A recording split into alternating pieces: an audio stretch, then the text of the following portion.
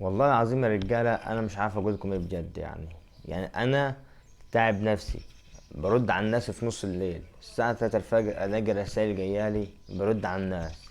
في الصبح بصحى الاقي مكالمات جالي الساعه 7 الصبح وانا صايم اصلا، بكون نايم الساعه 4 والساعه 5، وناس بترن عليا. تمام.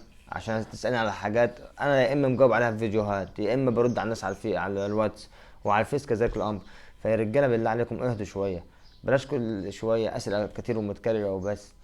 تمام. من امبارح بقول لكم يا رجاله، اللي استلم المذكره اللي استلم الكراسه ابعتها لي عشان افيدك وافيد الناس. تجيلي ناس بالليل تشكيلي، طب انا غلطت، طب انا اعمل ايه، طب معلش ممكن تقف معايا. طب انا مش بتاخر مع حد. فانت ما تخلينيش اضطر ان انا ما اتفاعلش معاك تاني في الجروبات. انت كده بتخليني ما اتفاعلش معاك، واقول لك ايه، واقول لك انا مش دعوه باي حد وخلاص كده. انا انزل المحتوى بتاعي على اليوتيوب، وانت بايدك هتجيلي على اليوتيوب. تمام. هتجي ده لو انا راجل عايز لايكات وعايز مشاهدات وعايز الحاجات اللي انتوا بتعرفوها دي. تمام. انت هتجيلي على اليوتيوب عشان تعرف اصلا المحتوى بتاعي، وعشان تعرف تملى كراسه وتاخد مصلحتك اللي انت عايزها. تمام. لكن انا مش كده. انا مش عامل المحتوى ده عشان انا عامله عشانكم انتوا. فانا بقف معاكم بالله عليكم محدش يتعبني كل شويه في اسئله متكرره وبس، ومحدش يرن عليا كل شويه لان انا مشغول. تمام. انا مش مهتم بقناه بس، انا مهتم بكذا حاجه تاني في دماغي. ماشي يا رجاله، وانا معاكم اول باول. مش قلت لك ان انا هتاخر عليك؟ انا بس لما يكون في 50 60 رساله تحت بعض انا ما اعرفش ارد على مين ولا مين، اخاف اسقط حد يزعل. عموما عشان ما اطولش عليكم في الفيديو. تمام. انا هتكلم بقى دلوقتي زي ما انتم عارفين عن الكراسه، ازاي تملى الكراسه. اي نعم، هي الكراسه اللي وصلت لي مش اللي هي برضو، بس انا هتكلم عن الحاجات اللي وصلت لي انا. ما حدش يزعل مني، الحاجات اللي معايا دلوقتي هي اللي هتكلمك عنها ازاي تملاها بالظبط. تمام يا رجاله. بص يا غالي، هنا الصورة دي اللي هو أكيد الملف الكبير. نقطة بسيطة صح. إحنا عندنا كام ملف؟ عندنا اتنين، ملف الكبير وملف الصغير. الكبير ده اللي هو اسمه وثيقة التعارف يا رجالة. وثيقة التعارف دي يا رجالة اللي هي بتاعتك أنت وبتاعت أهلك وناسك، اللي هتملى فيها، اللي هتكتبها أنت وأخواتك. التانية اللي فيها مكان وضع كده عائلي، ومكان وضع الصورة، ومش عارف مكان وضع ايه وايه والفيش والحاجات دي كلها، دي هتتسلم في الطبي. في الطبي مش هتكلم تاني واقول لك هتتسلم امتى، دي هتتسلم في الطبي. انا مش بالترتيب، انا هحاول اجيب لك بالترتيب يا رجاله، والله هحاول. هي مش مترتب عندي وانتوا كلكم عارفين كده. تمام.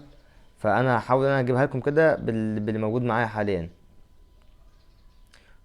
بصوا يا رجاله، اول حاجه اهي. تمام. لا دي رقم 4. طب بصوا، انا هقول لكم على الصفحه. تمام. وافتح معايا الصفحه. مفيش حد غير كده لان المذاكره مش معايا. الصفحه رقم 10. تمام. في الملف اللي هو ايه مكان وضع. بيقول لك ايه هنا: مكان تثبيت عدد واحد صوره للشاب مقاس 4 في 6، وعدد 2 كارت عائلي مقاس 10 في 15. 2 صورة يا صاحبي ليك انت، صورة واحدة ليك انت يا صاحبي، 4 في 6، خلفية بيضاء. خليكم متعودين دايما تصوروا صورة خلفية بيضاء، سيبكم من الخلفية الوان حتى لو هم جايين كده. تمام. الحاجة التانية يا صاحبي: كارت عائلي مقاس 10 في 15. كارت عائلي لاخواتك وابوك وامك وانت. تمام. ابوك مسافر. تمام. هتحط صورة ابوك وحديه واخواتك جنبيهم، انت فين عمال يرن؟ معلش اهو ناس عمال ترن. طب اعمل ايه طيب؟ ابوك وامك في صورة. تمام. لو حد متغرب حطه في صورة وحده عشان ما اطولش عليكم في الفيديو. تمام يا رجالة. تمام. دي اللي هي الصفحة رقم ايه، رقم 10. ماشي. بعد كده هنخش على الصفحة رقم 8. مكان تثبيت أصل صحيفة الحالة الجنائية للشاب. احنا عارفين أو انتوا عارفين إن في فيش جنائي هيتعمل للطالب. فأنت تحط الفيش الجنائي هنا في الصورة اللي هي دي أهي. تمام. تثبيت الفيش الجنائي للوالد للشاب، معلش. تمام يا رجالة. دي تاني حاجة. الحاجة التالتة: شهادة الجنسية المصرية. ايه شهادة الجنسية المصرية دي؟ الشهادة دي يا رجالة هتجيبها من وزارة الصحة. تمام. ازاي بقى؟ هي بص عندي الصورة باهتة خالص، الصورة مش واضحة، فانا هحاول اقراها لكم. تمام. نشهد نحن الموقعين او الموظفين كذا كذا كذا كذا. تمام. والرقم القومي بتاع الطالب هيتكتب. تمام. المهم ان الشهاده دي هتروح بيها فين يا معلم؟ هتروح بيها وزاره الصحه عشان بس ما اطولش عليكم في الفيديو. تمام. وهذه الشهاده منا بذلك فيها توقيع الناس اللي هيوقعوا اللي هم الموظفين في وزاره الصحه في اي حاجه. تمام يا رجاله. بعد كده الصفحه رقم مش عارف 7. تمام. اقرار بالعنوان المدني. ماشي. عندك انت رقم القومي هتكتبه، واسم اسم الطالب المتطوع هتكتبه. تمام. وبعد كده منطقة التجنيد والمؤهل بتاعك. منطقة التجنيد انت من اسيوط هتكتب تجنيد اسيوط. التجنيد انت سحبت منه ملف خلاص. ماشي. مش عارف رقم ايه كده، ده مكتوب رقم الدفعة 163. طبعا كلنا عارفين المحافظة، تكتب المحافظة اللي انت فيها. وفي كلام في الجنب كده بس مش ظاهر، بس حاجه كده المنزل في الاخر، تليفون المنزل اعتقد. تمام. لو مش معاك خلاص سيبك منه. تليفون محمول اكتبه، تليفون محمول ولي الامر اللي انت كتبته في ايه، اللي انت كتبته يا رجاله في التقديم. ماشي. وبعد كده الرقم القومي، وهذا اقرار منا بذلك. اتوقع من تحت على الرقم القومي واسمك والتوقيع. تمام. رسم كاريوكي بالعنوان هتكتب ايه؟ مش هترسم. لو هتعرف ترسم ماشي، ما تعرفش روح المهندس وقول انا عايز ارسم بيتنا بس على في رسم الكاريوكي ده. بس هتكتب من تحت في اخر الرسمه. لو انت ما عرفتش ترسم هتكتب بقى عدد الطوابق، 3 طوابق، مش عارف كام غرفه، كام اوضه، كام حمام، وكده عادي ما فيهاش مشكله، ما هي كده اصلا.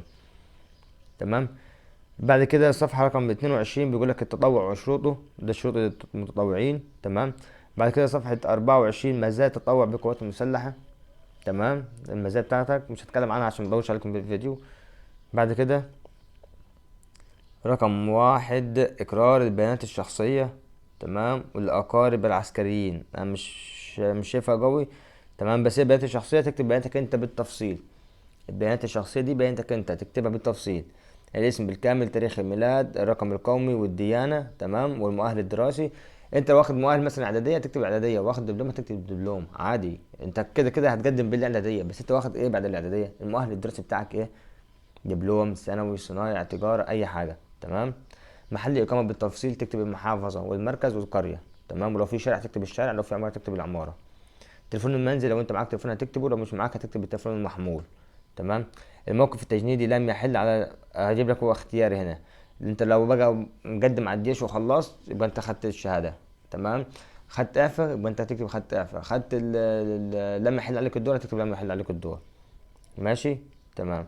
لو خدت اعفاء ايه سبب الاعفاء عشان تبقى عارف. ماشي. تاريخ الحصول على الاعفاء متى؟ انت عارف طبعا التاريخ اللي انت حصلت عليه على الاعفاء، السنه اللي فاتت، اللي جايه، اللي قبليها، مش عارف ايه كده. تمام. تمام. بعد كده تاريخ التجنيد والسلاح اللي انت كنت فيه في التجنيد، والحاجات اللي انت عارفينها دي حاجات كلها تافهه. ماشي يا رجاله. بعد كده بيانات الاقارب العسكريين حتى الدرجه الثالثه، ضباط صف، موظفين، اي حد عنده حد عسكري، ضابط صف، ضابط حربيه، اي حاجه عسكري هتكتب اسمه هنا وتكتب البيانات بتاعته وهو السلاح بتاعه ايه. الحاجات دي هو اللي هيعرفها مش انت اللي هتعرفها، فهتساله عليها. ماشي يا رجاله. بعد كده هنخش على الصفحه يا رجاله اللي هي رقم 4، وثيقه تعارف مرشح متطوع. تمام. للتطوع هتكتب اولا البيانات الشخصيه، اسمك بالكامل رباعي. تمام يا رجاله. بعد كده الرقم القومي، الرقم ايه؟ الرقم القومي. بعد كده الديانه. بعد كده محل الاقامه تفصيليا. بعد كده تاريخ الميلاد. بعد كده محل الميلاد، رقم المحمول، والمركز. تمام. بعد كده المؤهل الدراسي والحاله الاجتماعيه لو اعزب او متزوج. وبعد كده رقم المنزل لو في بيتكم رقم هتكتبه. تمام. وبعد كده المحافظه. ماشي يا رجاله. تمام. بعد كده بيقول لك بيانات عائله المرشح، الاسم بالكامل. تمام. اول حاجه الوالد اسمه بالكامل وتاريخ ميلاده والمؤهل بتاعه والوظيفه والمحل الاقامه تفصيليا. دول الحاجات اللي انت هتحتاجهم. بعد كده الوالده كذلك الامر. بعد كده الجد للوالد والجد للوالده. ماشي. بعد كده بيانات الاشقاء والشقيقات. الاشقاء والشقيقات اللي هم اخواتك الولاد واخواتك البنات. لو انت معاك 4 اخوات تكتب 4 الاخوات دول من تحت، وبعد كده البنات من تحت. عايز تكتبهم بالاكبر تكتب بالاكبر، بالاصغر بالاصغر. تمام. تمام. هتحتاج ايه بقى في البيانات دي؟ الاسم بالكامل، تاريخ الميلاد، والمؤهل او الوظيفه، واسم الزوج او الزوجه. لو اخوك متزوج هتكتب اسم الزوجه بتاعته، لو اختك متزوجه هتكتب اسم الزوج بتاعها. تمام. وتاريخ ميلاده والمؤهل والوظيفه ومحل الاقامه تفصيليا. تمام يا رجاله. تمام. بعد كده صفحه 14 في الملف الثاني. بصوا انا والله العظيم المذاكره مش كويسه بالنسبه لي، انا بشرح لك بس عشان ما ينفعش اتاخر معاك، لكن كل حاجه متلخبطه لغايه لما اجيب مذكر انا بدماغي بقى وهشرح لك الفيديو بالتفصيل. بعد كده مكان تثبيت صورة صحيفة الحالة الجنائية للشاب حديث الإصدار لم يمضي على استخراجها أكثر من 3 شهور، اللي هو الفيش الجنائي لسه جدول أنا أصلا. بعد كده بيقول لك مكان تثبيت الصفحة 15، مكان تثبيت صورة بطاقة الرقم القومي للشاب للوالد أو ولي الأمر على أن تكون غير منتهية. هنا جايب لك صورة الشاب مش ظاهرة، مش ظاهرة. صورة بطاقة الشاب موجودة، بطاقة الأب أو ولي الأمر لو الأمر متوفي، لو الوالد متوفي ولي أمرك اللي هو أخوك أو اللي أنت هتعمله فيش جنائي هو ولي أمرك. تمام. وبعد كده اصول بطاقة الام. ماشي تمام. بعد كده رقم صفحة 25 الأحكام العامة في التطوع، دي سيبك منها، أحكام عامة بيقولك تتكلم ازاي عن التطوع والحاجات دي. هناخده بعد كده صفحة 5 وثيقة تعارف المرشح للتطوع، دي أنا لسه جايلها. تمام. بعد كده صفحة رقم 1 واللي هي إقرار أمني مرشح للتطوع. بياناتك الشخصية يا صاحبي هتكتبها كاملة. تمام. عندك انت الاسم وتاريخ الميلاد والديانة ومحل الإقامة والمركز وتليفون المنزل، محل الميلاد والمؤهل الدراسي المحافظة تليفون المنزل. بعد كده بيقول لك ثانيا الأقارب حتى الدرجة الثالثة المقيمين بالخارج أو المتجنسين بغير الجنسية المصرية. ما تكتبليش عمك لو كان في السعودية تكتب وتيجي، لا، لو عمك ده متجنس أو مقيم ما بينزلش خالص البلد تكتبه، لكن بينزل مثلا كل 4 سنين كل 3 سنين كل 5 سنين يبقى كده خلاص ماشي متكتبوش.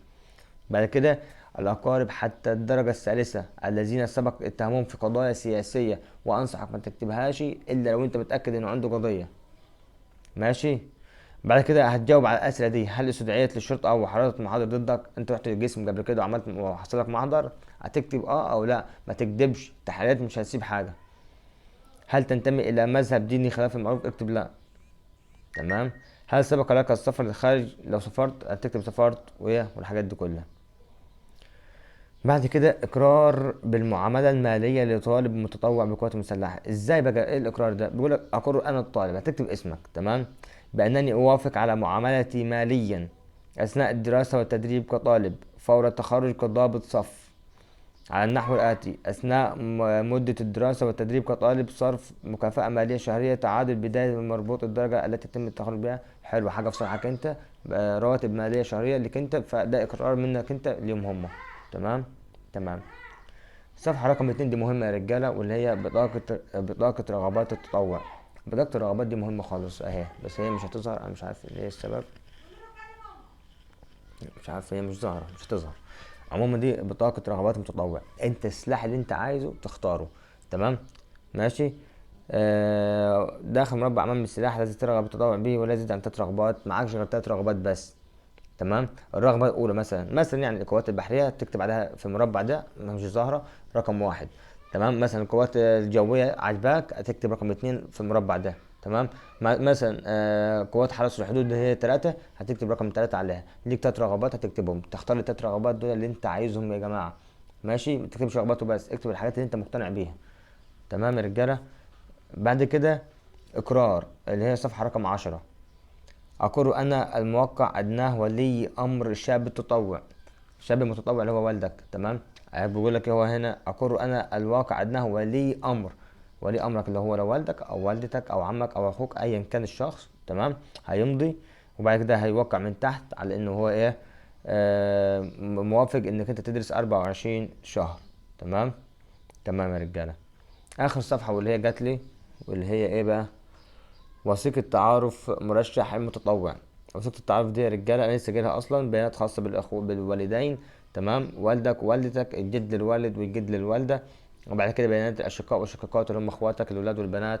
وده كان موضوع النهاردة يا رجالة. يا ربنا يكرمكم إن شاء الله لغاية لما أنا أشوف مذكرة أحسن، وهوريك المذاكرة دي تملاها ازاي، وهوريك المذاكرة دي تملاها ازاي، لان ده التصوير اكيد فيه صور ناقصة. تمام. وانا متأكد من كده، فانا بحاول على قد ما اقدر ان انا اوصلك المعلومة، بس انت ما تملاش ملفاته بس، ما تملاش ملفاته بس. مش هتكلم تاني ان شاء الله. ربنا يكرمكم يا رجالة. دفعة 163. وبالله عليكم بلاش كلام كتير في الجروبات يا رجالة، بالله عليكم، لان ده مش في صالحكم انتوا، في ناس كتير عايزة تستفاد، انتوا كده بتضيعوا مجهود الشخص. فربنا يكرمكم ان شاء الله يا ابطال، وباذن الله باذن الله نشوفكم كده من المقبولين السنه دي. بالتوفيق لكم يا رجاله، ورمضان كريم عليكم يا رب. لو عندك اي سؤال، عندك اي استفسار، سيبه في الكومنتس وانا تحت امرك. لو في صفحه انا ما شرحتهاش في الفيديو فانت قول لي على الحاجات اللي فيها وانا اقول لك تعمل ايه بالتفصيل. بالتوفيق لكم يا رجاله، رمضان كريم.